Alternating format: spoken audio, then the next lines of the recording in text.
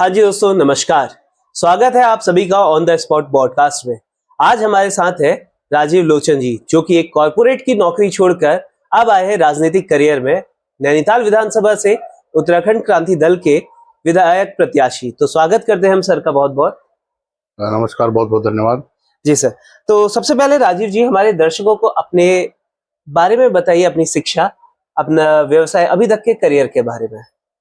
सबसे पहले तो सभी को मेरा नमस्कार।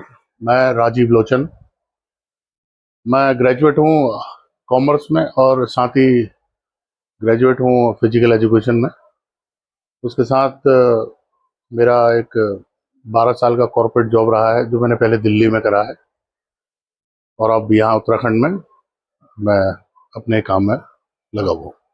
तो सर, जैसे अगर हम बात करें तो कॉर्पोरेट जॉब से जुड़े होने के बावजूद आपने उत्तराखंड और यहाँ को आने के बारे में विचार कैसे किया?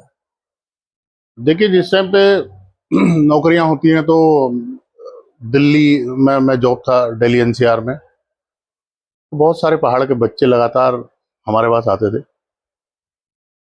और यहाँ पे वो सुविधाएं ना होने के कारण और कई चीज़ें उनसे जानी देखी, फिर उस वक्त लगातार आना जाना, और ये सब चीज़ें देखकर एक लगा कि यार किसी और के लिए करने से बढ़िया है कि अपने पहाड़ में जाकर चीज़ें करी जाएं, यहाँ पे कोई रोजगार उत्पन्न करा जाए। इस तरह की सोच के साथ फिर मैं उत्तराखंड वापस आया। अच्छा, तो जैसे अगर हम बात करें आपके राजनीतिक करियर की, तो आपने विधायक प्रत्याशी के तौर पे यूकेडी को ही क्यों चुना? देखिए, लगातार जैसे सभी इसको पिछले 26 वर्षों से देख रहे हैं कि जब राज्य बनने के बाद लोगों ने जो अपेक्षा करी थी कि उनके पास वो मूलभूत सुविधाएं होंगी, स्वास्थ्य होगा, शिक्षा होगी, अच्छे स्कूलों में उनके बच्चे जाएंगे, कुछ रोजगार यहाँ पे सृजित होगा बच्चों के लिए, और जो जिस तरह से पहले चीजें चलती थी कि बहुत दूरी थी चीजों की, बहुत शिक्षा नहीं मिल रही, स्वास्थ्य नहीं मिल रहा, तो ये 26 साल पूरे होने के बाद भी आज वहीं का वहीं सब सिस्टम अटका हुआ है, उन्हीं चीजों के लिए जूझ रहा है। आप अभी सरकारी आंकड़े उठा के देख लीजिए, पिछले कई वर्षों में इन्होंने 10,000 प्राइमरी स्कूल बंद कर दिए हैं। तो इस तरह की चीजों के लिए तो उत्तराखंड की मांग नहीं हुई थी। जी जी जी, बिल्कुल। 2001 में जो आपने उत्तराखंड बनाया, क्या ये सोच के बनाया कि हम अपनी प्राइमरी शिक्षा को खत्म कर देंगे? आज आप किसी दूरस्थ ग्रामीण क्षेत्र की बात करें भाई, जब आप देखते हैं कहीं कहीं कि इंटर कॉलेज कम से कम 5-5, 10-10 किलोमीटर लोग पैदल चल के जा रहे हैं, या कई गधेरों से, कई पहाड़ी रास्तों से होकर गुजरते हैं, कई कई ऐसी जगह हैं जहाँ नदियां पार करनी पड़ती हैं। अगर वहाँ एक स्मॉल शिक्षा को, जो बिल्कुल बच्चे की प्रारंभिक शिक्षा है, जहाँ वो अवा क ख सीख रहा है, ABCD सीख रहा है, अगर वही चीज को आप खत्म कर देंगे तो कैसे काम चलेगा? तो निश्चित तौर पे कि जो पिछले 26 सालों में हम देख रहे हैं कि ये सब चीजें नहीं मिली है, चाहे वो आप जल जंगल जमीन की बात कर लें, चाहे मूल निवास की आप बात कर लें, चाहे और कई तरह के एक्ट हैं जो यूकेडी यहाँ पे लागू करना चाहती है, तो वो सब चीजें अभी तक हुई नहीं है। अच्छा। तो जो यूकेडी का जो विजन है वो इस तरह से है कि जैसे देखिए, हम सबसे पहले मांग रहे हैं कि हमें आप एक 1950 का मूल निवास का आप दे दीजिए व्यक्ति को यहाँ के। ओके। क्योंकि आज हो ये रहा है कि जिस तरह से आप देख रहे हैं कि लोग आ रहे हैं, जमीन खरीद रहे हैं, फिर अपना घर बना रहे हैं, वही आधार कार्ड आपने बनाया, वही आधार कार्ड उसने बनाया। जी। उसके बाद भाई 2 वर्ष 3 वर्ष आपको होते हैं, जब आपका बिजली का बिल, पानी का बिल, सब कुछ बन जाता है, तो अचानक फिर आपका स्थायी निवासी बन जाता है। ओके। तो जो मूल निवास मांगने का हमारा मेन पक्ष है, वो ये पक्ष है कि जो 1950, अगर देखिए, मैं हूँ, मेरे पिताजी यहीं रहे, मेरे दादाजी यहीं रहे, मेरे परदादा यहीं रहे, और आज अगर कोई सरकारें जो सत्ता को चला रही हैं, प्रदेश को चला रही हैं, वो ये बोले कि आपको आपका मूल निवास के लिए प्रमाण पत्र देना पड़ेगा, यह आप पिछले 50 वर्षों से इस प्रदेश में रह रहे हैं, उसके लिए आप कागज लाइए, तो ये तो बिल्कुल निरंकुशता है। जी जी, बिल्कुल। तो मूल निवास और स्थायी निवास की अगर हम बात करें, दोनों जो सर्टिफिकेट्स हैं, ये अपने आप में अलग कैसे हैं? देखिए, ये कई राज्यों में लागू है, इसको इस तरह समझ सकते हैं। जैसे झारखंड है, बिहार है, आसाम है, कई राज्य ऐसे हैं। क्यों मूल निवास मांगा जाता है? पहली बात आप देखिए, जो बात मैंने अभी कही आपसे कि मैं गया किसी राज्य में, मैंने किसी भी तरह से जमीन खरीद ली, अपना मकान खरीद लिया। चलिए, मैं किसी को गलत भी नहीं कहता, क्योंकि राज्य में ठीक है, आप कहीं सरकारी नौकरी में हैं या आप प्राइवेट फर्म में हैं, आप काम कर रहे हैं, तो ये तो होगा नहीं कि भाई 100 किलोमीटर दूर, 200 किलोमीटर दूर बच्चे रहें और मैं यहाँ रहूं। चलिए, एक मानक परिस्थिति में उसको करा जा सकता है, ठीक है। वो आया व्यक्ति, उसने खरीदा, सब कुछ करा। अब जो सवाल है मेन कि मूल निवास क्या है। अगर मूल निवास लागू होता है, या जहां वो लागू है, जैसे जो राज्य उत्तराखंड के साथ बने हैं उसमें भी 1960 या 1950 इस तरह के उन्होंने मूल निवास दिए हुए हैं। अब उसका कारण क्या है कि जो यहाँ रह रहा है उसकी भागीदारिता बढ़ती है। अब भागीदारी किस चीज में बढ़ेगी? सपोज जैसे हम अगर नौकरी की बात करें, जी जी। कि अगर नौकरी आती है, सपोज मानिए अगर शिक्षा विभाग या स्वास्थ्य विभाग, कोई भी विभाग किसी भी प्रकार की वैकेंसी को आउट करता है, अगर 100 चीजें निकली तो उसमें से 70 से 80% की भागीदारी उस मूल निवास वाले को मिलती है। ओके। आज की स्थिति आपने क्या पैदा कर दी है कि आपने वैकेंसी निकाली, जी। उसे दिल्ली राज्य का भी आदमी भरेगा, उत्तर प्रदेश आदमी भरेगा, उसे कहीं से ऑल इंडिया से आप इनवाइट कर लेते हैं।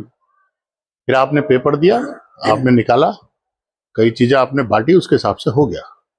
और यही सिस्टम अगर 1950 मूल निवास यहाँ पे लागू होता तो आपके उत्तराखंड के बच्चे आज दर दर भटकने के लिए दिल्ली, मुंबई, गुजरात यहाँ नहीं भटक रहे होते और 10-10, 12-12 हजार की नहीं कर रहे होते नौकरी। जी जी। एक चीज इसमें ये है। अच्छा, ये क्या है जो स्थायी निवासी वाला सीन है? भाई, आपने जब विज्ञप्ति कोई निकाली तो उसमें आपने साफ लिख दिया कि स्थायी निवासी लगा दीजिए प्रमाण पत्र। जी हाँ, ये तो होता तो है भाई, सही बस। सरकार तो आपसे ये कह रही है ना कि मैं 15 साल रह रहे हो तो दे दो अपना कागज, बिजली का बिल। ओके।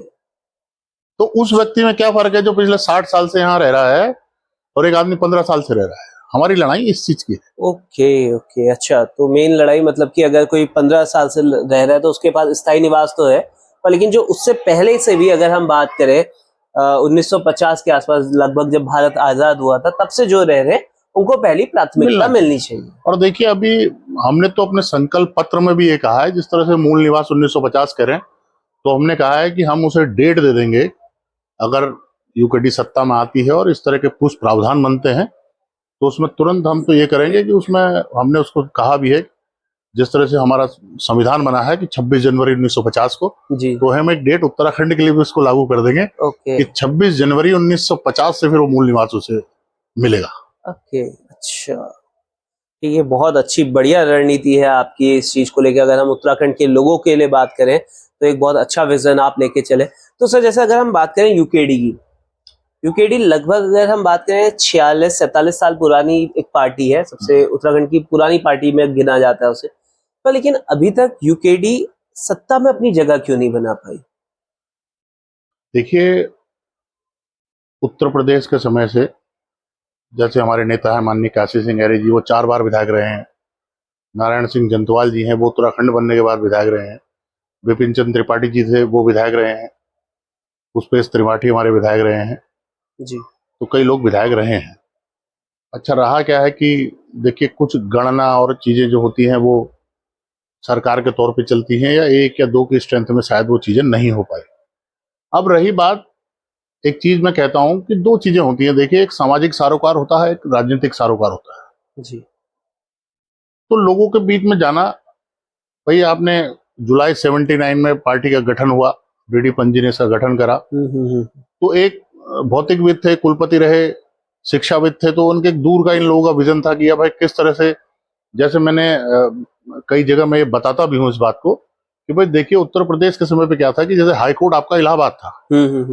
जी। तो अगर मान के चले आप किसी दूरस्थ माणा या पिथौरागढ़, चंपावत या उससे आगे के किसी जिले में किसी भी प्रकार का कोई कोर्ट का केस है, तो आप भाई 1000-1200 किलोमीटर दूर जा रहे हैं।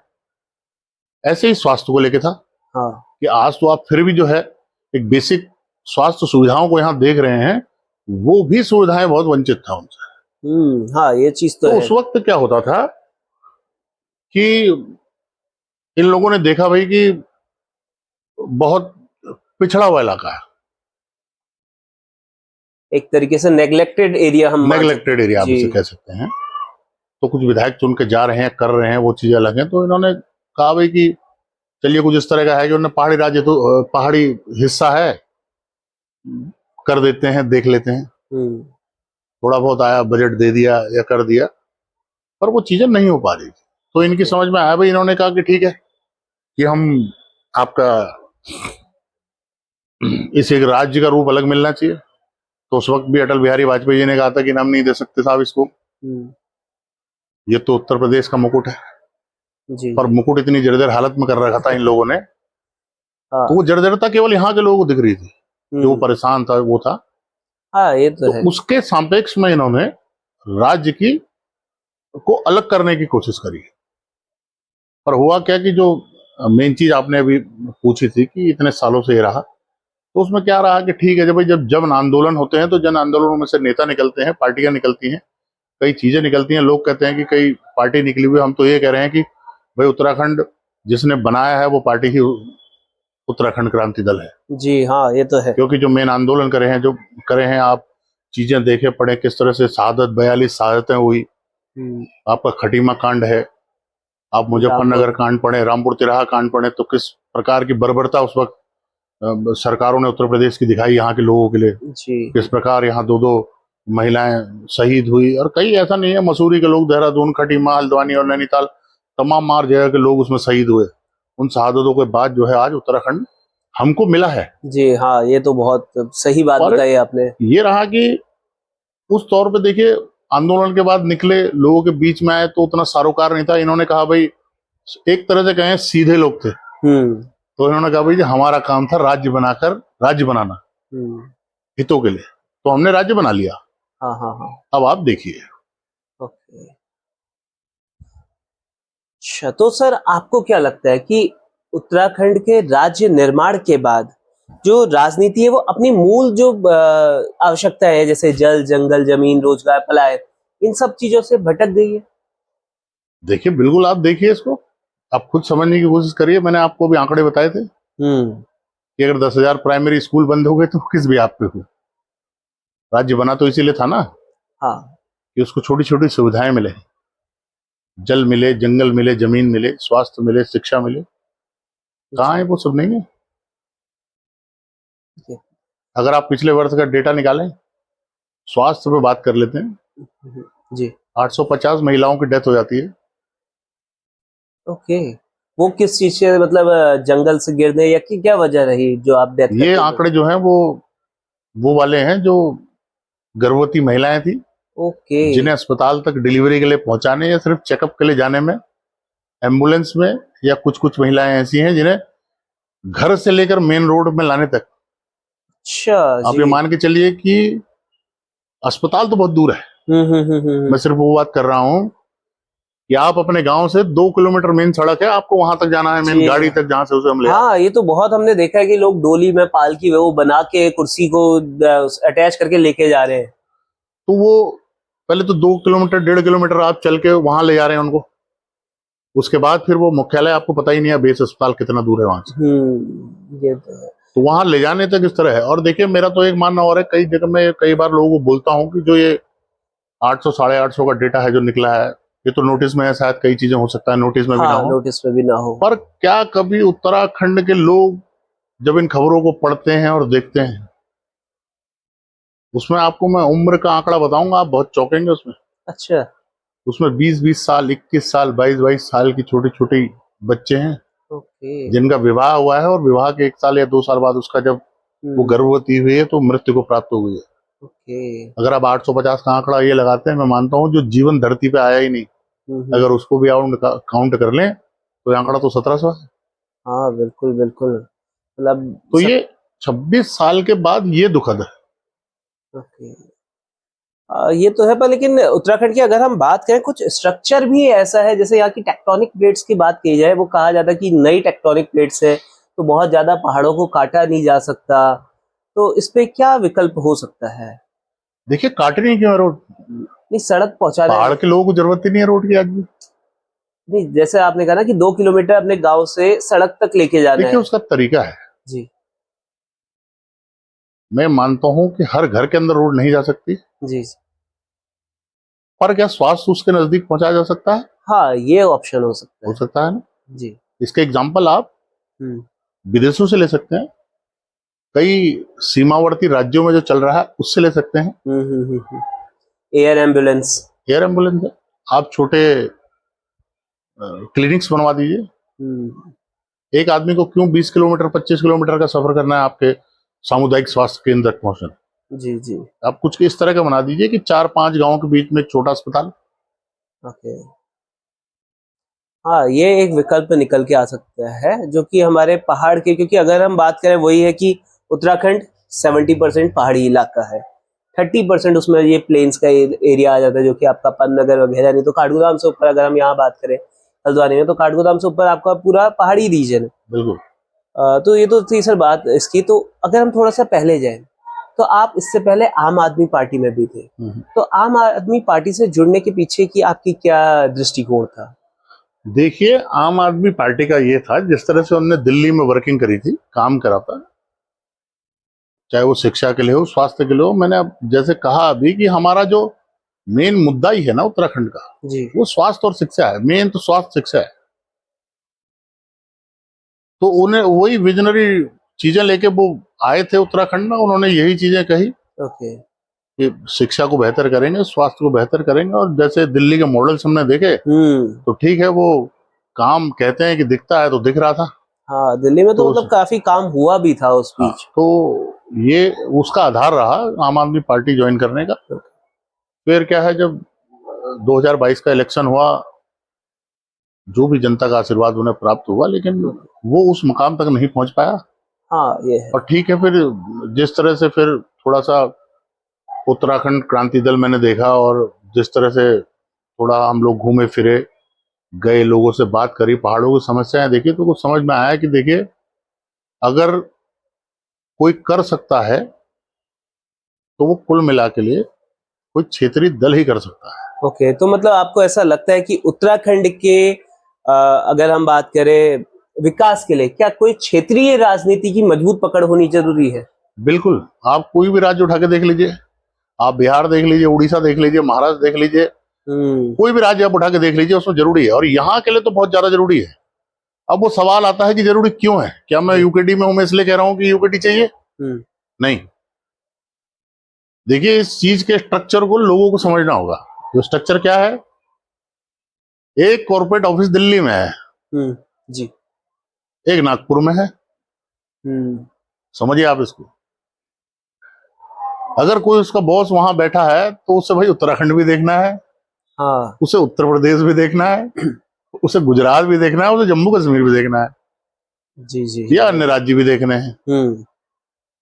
तो मैं ऐसे बहुविकल्पीय डिसीजंस कैसे ले पाऊंगा किसी राज्य के लिए?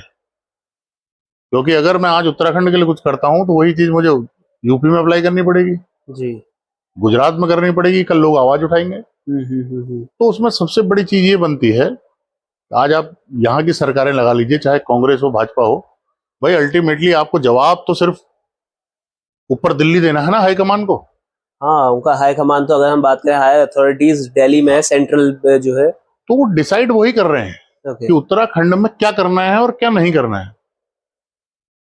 इनको तो सिर्फ मुंशी बना के उठा दिया गया है कि आपने कलेक्शन करना है और हमारे खजाने भरने। ओके।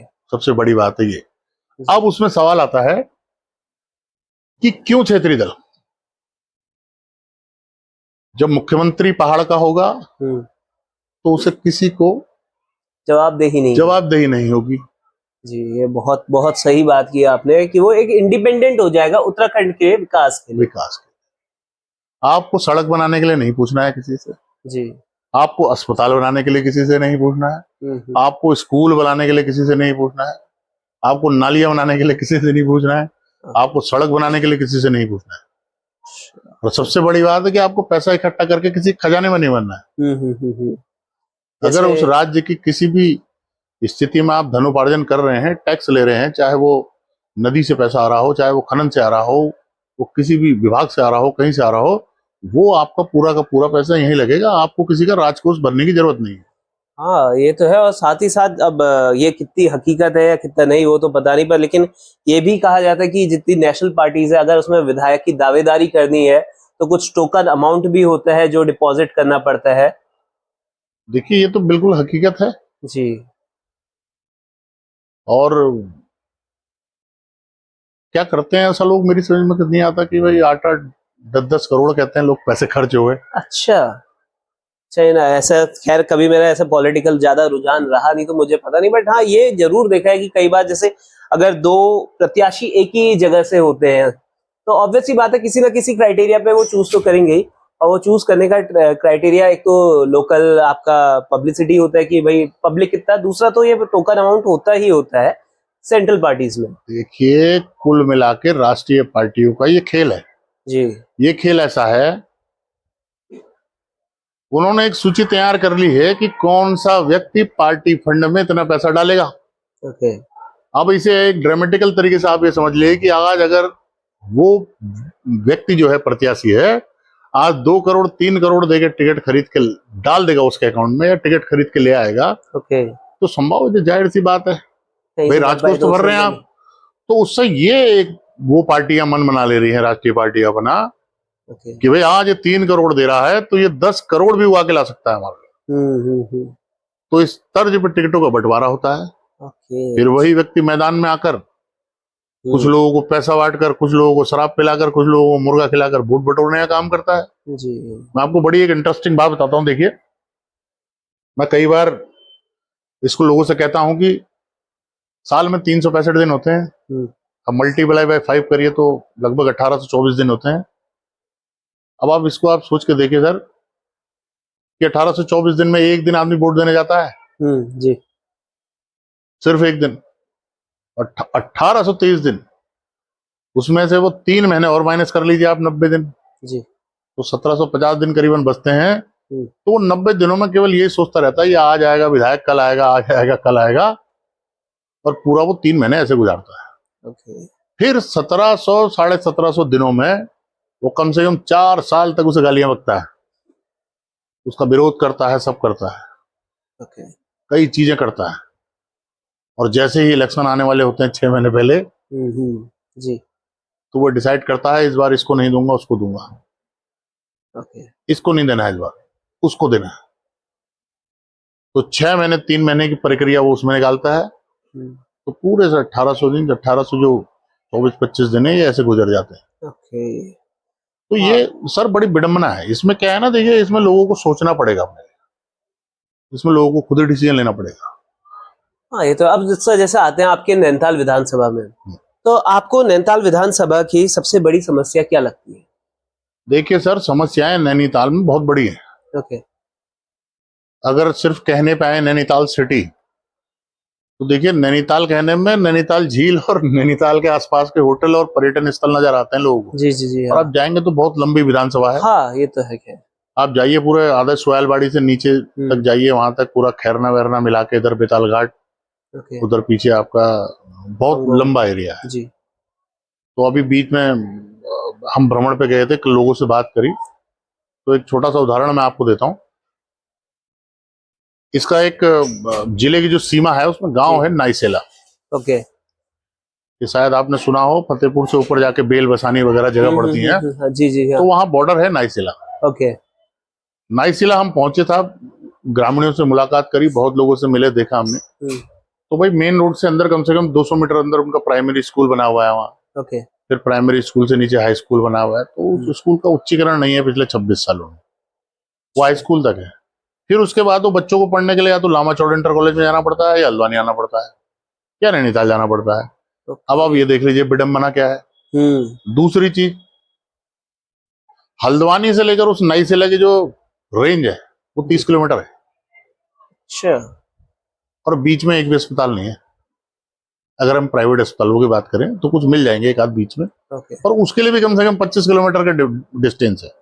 ओके। अरे बाप रे। और सबसे बड़ी विडंबना यह है कि इतने सालों में एक छोटी सी डिस्पेंसरी तक वहां नहीं है। ऐसी हालातों में जी रहे हैं लोग। ऐसी एक गांव का और उदाहरण दूं मैं आपको।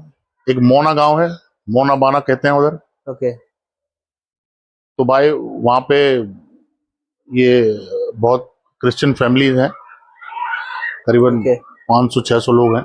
अच्छा तो जो मेन रोड है, हम्म मेन रोड से 500 मीटर है वो गांव, अंदर जाके पैदल चलना पड़ता है उसको। ओके तो वो ग्रामीण इतने परेशान है, वो कह रहे हैं कि हम कई बार कह चुके हैं कि ये 600 मीटर रोड बना दो। 26 साल में 600 मीटर रोड नहीं बन पाई। मतलब वही है कि वाकई में दुखद ये है। जैसे हम तो हल्द्वानी रहते, तो हल्द्वानी में हमें तब भी आपका सुख सुविधाएं मिल जा रही है, जैसे सुशीला तिवारी हॉस्पिटल हो गया, बेस हॉस्पिटल है, बट अभी जैसे मैं आपसे सुन रहा हूँ पहाड़ों में वाकई में दयनीय स्थिति है। बहुत ज्यादा। अभी आप उधर चला जाइए, बेताल घाट वाला एरिया जो है वो इसी नैनीताल विधानसभा में आता है। कई कई गांव हैं, बहुत दिक्कत है। हाई टेंशन लाइन झूल रही हैं। वो गांव वाले कह रहे हैं साहब हमने कितनी बार कह दिया कि हाई टेंशन को आप सही करवाइए, नहीं हो रही है। ओके इतना प्रॉब्लम है कि जो सिंचाई की नहर है वहाँ, वो बेताल घाट एरिया को जो कवर करती है, जी वो टूटी टूटी पड़ी है, तो किसी को सुध ही नहीं है, पानी नहीं है उसमें।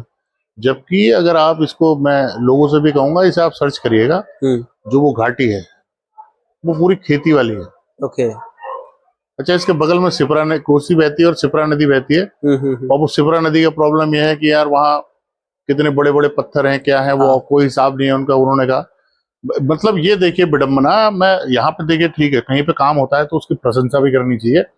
अभी आपको यही मैं बेताल घाट के पास में ही एक गांव है, उसकी बात बताऊं तो वहां पे क्या हुआ है कि वो ग्रामीणों के लिए बीच में नदी में जाने के लिए पुल नहीं था। अच्छा तो ये सरकार तो गुहार करते रहे साहब, एक छोटा पैदल पुल बना दीजिए इसमें। ओके मतलब वही 100 मीटर भी नहीं होगा, वो 70-80 मीटर का पुल है।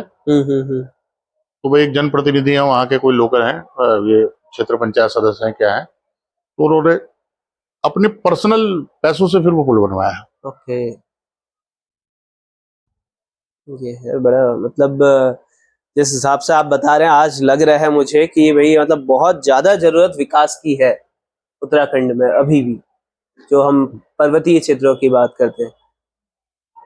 और सर, तो जैसे अगर हम बात करें नैनीताल को पर्यटन के तौर पे देखा जाता है, जैसे आपने बात किया कि झील हो गई, उसके आसपास के होटल या कुछ चाइना पीक वगैरह जो एरियाज है, तो आपको क्या लगता है जो अनियोजित पर्यटन है वो एक वरदान है या फिर अब नैनीताल के वो अभिशाप बनता जा रहा है?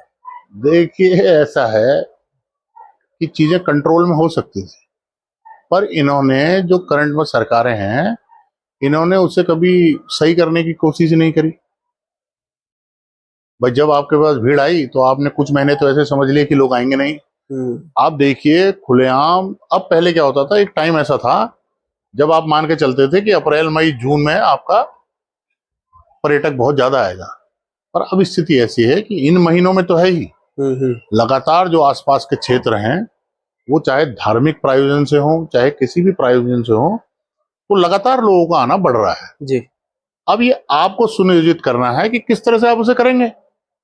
कुछ चीजें हैं, जैसे मैंने इन्होंने क्या करना चाहिए। अब आप देखिए, अगर ठीक है आप उसे इस तरह से कर रहे हैं कि जिसका बुकिंग है वही अंदर आएगा, ये आएगा, तो इस तरह से चलेगा नहीं काम।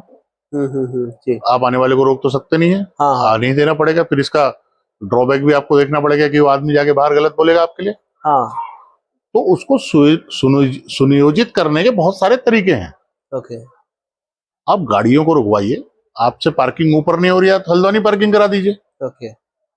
हाँ, उससे मुझे लगता है कि जो लोकल टैक्सी ड्राइवर है उनके लिए भी एक अच्छा ऑप्शन बनेगा, शटल सेवा को अगर हम चालू दूसरा, करते जो बेवजह के पैसे लिए जाते हैं उन पे आप रोक लगाइए, या शटल सेवा आप शुरू करिए।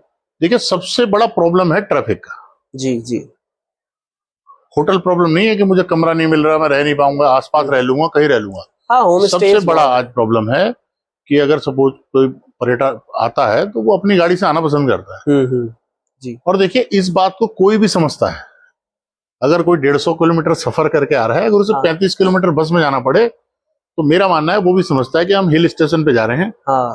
इतना कॉम्प्रोमाइज हर कोई कर लेता है। तो ये सुनियोजित व्यवस्थाएं इनको करनी चाहिए। बाकी चीजें सबके समक्ष हैं। देखिए, आप किस तरह से घंटों जाम में आदमी फंसा है, एम्बुलेंस फंसी रह रही है, या कोई कितने क्रिटिकल स्थिति में है। गर्मियों में तो ये बहुत हालत देखने को मिलती है। देखिए, हाल फिलहाल आप कैंची धाम वाला देख लीजिए, कोई डाइवर्जन उसमें रूट नहीं है या चीजें नहीं है, डाइवर्जन के नाम पे आपने वो भौवाली से एक शॉर्टकट बना दिया। अरे निकल तो वो भी रहा है अल्टीमेटली यार, कैंची धाम के ऊपर ही। कैंची धाम के उधर ही निकल रहा है वो। तो क्यों नहीं निकल पा रहा आपसे? दुनिया में रोडें काट रहे हैं, आप काट दीजिए, एक बाईपास बना दीजिए वहां से, जिसको अल्मोड़ा जाना है वो लग जाए। बस रोड को आप कैंची धाम तक वो कर दीजिए ना, कि कैंची तक ही जाना है उसने। अब क्यों डाइवर्जन नहीं दे रहे हैं? ये भी एक विकल्प हो सकता है, पर ये वही है कि लंबा चर्चा का विषय भी ये है। हाँ, इसमें मतलब सुनियोजित ढंग से अगर काम किया जाए तो मुझे लगता है एक अच्छा काम इस पे हो सकता है। एक प्रॉपर ट्रैफिक प्लान हम प्लान कर सकते हैं, क्योंकि आज के टाइम में तो कैंची एक, फिर से वो बात करें, धार्मिक आस्था का स्थल बन चुका है। तो मतलब वही कहते हैं ना, नीम करौली बाबा जी ने कहा था कि एक उनके जो शिष्य थे उन्होंने कहा कि बाबा यहाँ कौन ही आएगा, आप बनाएंगे? तो उसने कहा तू देखता जा, दुनिया आएगी करके। तो आज वो हो रहा है। और पर लेकिन उसके लिए हमारी उत्तराखंड सरकार को, ताकि लोग आते भी रहे, उन्हें ऐसा ना लगे कि हाँ भाई आज जो है अब कैंची धाम बहुत क्राउडेड हो गया है, जगह नहीं है, ये चीज उन्हें फील नहीं आनी चाहिए। इस चीज का सुनियोजित ढंग से ये होना चाहिए। देखिए स्थिति क्या है ना, कि आप जहां देखें वहीं जाम है। ये क्यों है जाम? किस लिए है जाम? क्या पहले सड़कें नहीं थी? पहले तो कम सड़कें थी। पॉपुलेशन एक फैक्टर है जो मुझे लगता है। मान लेते हैं, फिर भी रोडें तो वही थी। हाँ, रोडें वही थी। भाई मानना यह है 50 गाड़ी थी, अब 100 हुई होंगी। तो अब 100 गाड़ियों को रुकने का क्या वो है? रुक क्यों रही है वो चल क्यों नहीं रही है? क्योंकि आप उस चीज को कंट्रोल नहीं कर पा रहे हैं। जी हाँ, ये चीज रूट में अब आपको रखना पड़ेगा। अच्छा ठीक है सर। तो अब जैसे अगर हम बात करें आपके नैनीताल विधानसभा की, तो अगर आप, क्योंकि उत्तराखंड के लोग हैं कि बदलाव चाह ही रहे हैं, आप नैनीताल से विधानसभा क्षेत्र में विधायक के तौर पे चुने जाते हैं, तो आपकी पहले क्या प्राथमिकताएं होंगी अपने नैनीताल विधानसभा क्षेत्र के लिए? देखिए अभी इसमें एक हमने थोड़ा सा एक प्रोग्राम बनाया है, जिसे हम अभी सितंबर से विधानसभा में स्टार्ट करेंगे। तो मेरा मानना है कि अनावश्यक रूप से ऐसा बोलना कि हम ये करेंगे, ज्यादा बेहतर है हम किसी सॉल्यूशन के साथ मैदान में जाएं। अच्छा हाँ, तो हमने ये बनाया है कि जितना भी टोटल हमारा एरिया है, उनमें सब जगह गांव-गांव के पोर्शन, जैसे आप ये समझ लीजिए कि 160-65 बूथ हैं, तो उन बूथों के अंदर, एक बूथ के अंदर 4 से 5 गांव होंगे। हाँ। तो हम हर गांव में जाएंगे, एक रजिस्टर अपना वहां पहुंचाएंगे। तो क्या करेंगे, हम गांव के हिसाब से जी उसकी समस्याओं को नोट कर लेंगे जो अभी हैं, करंट में चल रही हैं। फिर उन समस्याओं को भी हम अलग अलग लेवल्स पर डालेंगे, बाइफरकेशन होगा कि कौन सी प्रायोरिटी नंबर 1 पे चाहिए, प्राथमिकता जिसकी है, नंबर 2 पे कौन सा काम करना है, नंबर 3 पे कौन सा करना है, नंबर 4 पे कौन सा करना है, नंबर 5 पे कौन सा करना है। ये आपको वहां के लोग बताएंगे जी। हाँ। इस तरह का एक चीज हम प्रोग्राम करने वाले हैं, ये होगा। अब रहा सवाल कि अगर ऐसा जनता का आशीर्वाद मिलता है जी और विधायक बनते हैं, तो साहब काम करने के लिए बहुत है। हाँ ये तो है। जब हम पहले ही 6 महीने पहले सवाल उठा लेंगे लोगों से कि क्या काम होने हैं, तो जो बात मैंने आपसे अभी कही कि गांव वाइज जो हम वो बना रहे हैं कि उस गांव की ये परेशानी है, उन गांव की परेशानियों को सॉल्व करने के लिए हम लग जाएंगे। मैं यकीन आपको दिलाता हूँ यहाँ बैठ के आपके सामने। एक बार हम फिर दोबारा पॉडकास्ट करे होंगे। अच्छा, और इसी पॉडकास्ट में आप देखिएगा कि डे बाय डे हमें एक चीज बना लेनी है कि जिस तरह से उन गाँव के कामों को हमने लिया है जी, उन्हीं कामों को हमने अगले 5 साल तक पूरा करके देना है। हाँ, ये बहुत अच्छा है। अब सर जैसे हम अपने पॉडकास्ट के अंत की तरफ है, तो मैं चाहूंगा कि आप एक संदेश हमारी जनता के लिए दीजिए, हमारी ऑडियंस के लिए, कि नैनीताल के लोगों को आपको विधायक के तौर पर क्यों चुनना चाहिए। वैसे तो ऑडियंस ने सुन ही लिया, आपका जो विजन है बहुत ही अच्छा है, पर फिर भी 1 मिनट का समय आपके पास है, जल्दी से आप कोई संदेश देना चाहिए। देखिए पहले तो सबको बहुत बहुत आप लोगों को भी धन्यवाद, और सभी को मेरा नमस्कार। वोट मुझे ना देकर अपने भविष्य को दें, जो पिछले 26 सालों में इस पहाड़ ने खोया है, अपनी पहचान, अपनी संस्कृति, अपनी जमीन, अपने जंगल, वो महिलाएं जो प्रसव पीड़ा में मर गई, वो बच्चे जिनका दिमाग पढ़ाई में बहुत अच्छे थे, जिन्हें शिक्षा नहीं मिल पाई, वो बच्चा जो आज स्कूल नहीं जा पा रहा, वो बच्चा जो आज ट्रेड नहीं कर पा रहा, वो बच्चा जो बीटेक नहीं कर पा रहा, एमबीबीएस नहीं कर पा रहा, हो सकता है जो लोग मुझे सुन रहे हैं उनके घर में ये दिक्कत हो कि आज वो अपने बच्चे को पढ़ा नहीं पा रहे हैं। उस भविष्य को देखते हुए ये नहीं है कि मैं आऊंगा तो सब कुछ करूंगा, लेकिन हाँ, मैं आपको यकीन दिलाता हूँ कि अगर यूकेडी की सरकार आएगी, मैंने जो कहा था अभी कि 1950 का भू कानून, स्थायी निवास, जल जंगल जमीन की लड़ाई, ये सब चीजें होनी ही तय हैं। बल्कि एक अंत में एक चीज और मैं कहना चाहूंगा कि जो आर्टिकल 371 या 5th शेड्यूल की हम बात करते हैं यहाँ लागू करने के लिए, जिसमें आधिकारिक तौर पे आपको चीज़ों का संरक्षण मिलता है, उन चीज़ों को करेंगे। और ये आशा करता हूँ कि आने वाले 2027 के चुनाव में आप यूकेडी को चुनकर, अपने क्षेत्रीय दल को चुनकर, अपने राज्य को एक फिर से एक बार जो राज्य गठन था, राज्य पुनर्निर्माण की ओर लेके जाएं। बहुत बहुत धन्यवाद। बहुत बहुत धन्यवाद राजीव लोचन जी, आपका हमारे साथ जुड़ने के लिए, अपना समय देने के लिए। तो मैं अपनी जनता से भी यही गुजारिश करूंगा कि बहुत विवेक की जरूरत होती है जब आपको एक नेता चुनना होता है, क्योंकि एक नेता सिर्फ एक दिन का नहीं बल्कि 5 वर्षों का होता है, और ये आपके आसपास को रिप्रेजेंट करके आगे जाते हैं, आपकी प्रॉब्लम्स को सुनते हैं। क्योंकि कई बार होता है कि हम डायरेक्ट उस जगह तक अप्रोच नहीं कर पाते। जैसे अगर हम बात करें मुख्यमंत्री हेल्पलाइन, वो भले ही आज है, मुख्यमंत्री शिकायत आप कर सकते हैं, बट बहुत बार होता है कि वो समस्याएं सुनी नहीं जाती है। तो आपके जो प्रत्याशी होते हैं, आपके चुने हुए प्रत्याशी आगे जाते हैं, उस समस्या को रखते हैं, उसका समाधान रखते हैं। तो आप विवेक से काम लीजिए, सवाल पूछिए, जवाब